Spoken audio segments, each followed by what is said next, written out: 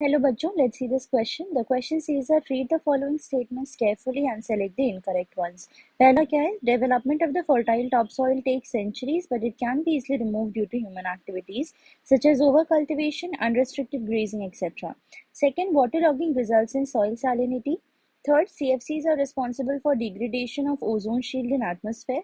Fourth, ozone present in troposphere acts as a shield absorbing UV radiations coming from the sun. And fifth, global warming can be control by increasing the use of fossil fuels. ठीक है, तो यहाँ पे option में हमें 5 statements दी गई हैं. ठीक है, और बेसिकली ये किसके बारे में बात कर रहे हैं? अगर हम पहला स्टेटमेंट देखें तो फर्टाइल टॉप सॉइल, अगर हम बात करें फर्टाइल टॉप सॉइल की, फर्टाइल टॉप सॉइल की, तो ये क्या होता है? अगर हम बात करें फर्टाइल टॉप सॉइल की, तो ये जो सॉइल है हमारा फर्टाइल होता है, मतलब कि ये क्रॉप ग्रो करने की कैपेबिलिटी रखता है. ठीक है, तो यहाँ पे हमें क्या लिखा है कि it can be easily removed. तो क्या है कि फर्टाइल टॉप सॉइल का डिग्रेडेशन हो सकता है. ठीक है, it can be degraded by human activities. ठीक है, ये इजिली डिग्रेड हो जाएगा बाय ह्यूमन एक्टिविटीज. अगर हम बात करें ह्यूमन एक्टिविटीज की, तो क्या हो गया? Like over cultivation, like over cultivation, over cultivation, unrestricted grazing, etcetera. ठीक है, तो ये सारी जो ह्यूमन एक्टिविटीज है, इनके कारण क्या हो सकता है? जो हमारा फर्टाइल क्रॉप सॉइल है वो क्या हो जाएगा? इनफर्टाइल हो जाएगा, जिसे हम कह सकते हैं कि वो डेजर्ट में कन्वर्ट हो गया. ठीक है, डेजर्टिफिकेशन हो जाता है यहाँ पे. तो हमारा जो फर्स्ट स्टेटमेंट है ये बिल्कुल सही स्टेटमेंट है.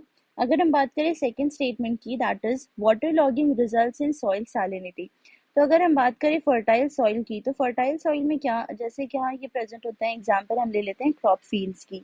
तो क्रॉप फील्ड्स में क्या होता है कि जब हम इसे इरिगेशन करते हैं, इरिगेशन करते हैं, तो इसका प्रॉपर ड्रेनेज होना काफ़ी इंपॉर्टेंट होता है. ठीक है, प्रॉपर ड्रेनेज होना काफ़ी इंपॉर्टेंट होता है. अगर प्रॉपर ड्रेनेज सही से नहीं होता है तो क्या होगा कि वाटर एक्यूमुलेट कर जाएंगे, जिसे हम क्या कहते हैं? Water logging, water logging. जिसके कारण क्या होता है, जो डीप सॉइल में जो सॉल्ट्स प्रेजेंट होते हैं वो क्या आ जाते हैं?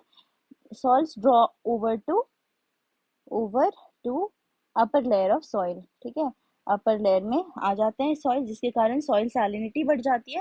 तो हमारा सेकंड स्टेटमेंट भी सही है. अगर हम बात करें थर्ड स्टेटमेंट की, सीएफसीज की, तो सीएफसीज क्या हो गए? क्लोरोफ्लोरोकार्बन. ठीक है, क्लोरोफ्लोरोकार्बन. तो ये जो केमिकल्स प्रेजेंट होते हैं ये क्या करते हैं? ओजोन को डिप्लीट करते हैं, डिग्रेड करते हैं. ये बहुत ही इंपॉर्टेंट फैक्टर होता है ओजोन लेयर का डिप्लीशन का. ठीक है, तो हमारा जो ये थर्ड स्टेटमेंट है ये भी बिल्कुल सही स्टेटमेंट है. अगर हम बात करें फोर्थ स्टेटमेंट की, ozone is present in troposphere. तो ओजोन जो ट्रोपोस्फेयर में प्रेजेंट होता है उसे हम क्या कहते हैं? ट्रोपोस्फेयर में ये जो होता है ये होता है बैड ओजोन. ठीक है, बैड ओजोन. और जो ओजोन प्रेजेंट होता है स्ट्रेटोस्फेयर में, स्ट्रेटोस्फेयर में, वो क्या होता है? Good ozone. गुड और बैड ओजोन का मतलब क्या होता है कि जो गुड ओजोन है वो हमें शील्डिंग प्रोवाइड करती है. ठीक है, शील्डिंग प्रोवाइड करती है from the sun.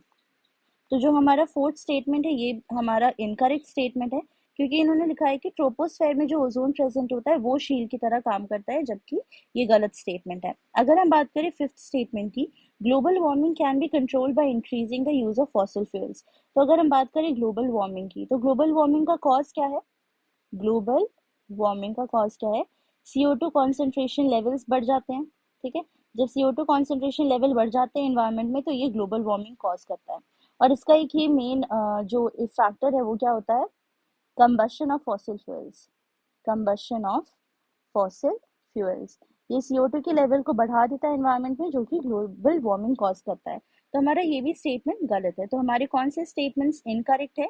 Fourth and fifth. तो हमारे करेक्ट आंसर क्या हो जाएगा? C is our correct answer, that is fourth and fifth. Hope you've understood the concept. All the best. Thank you.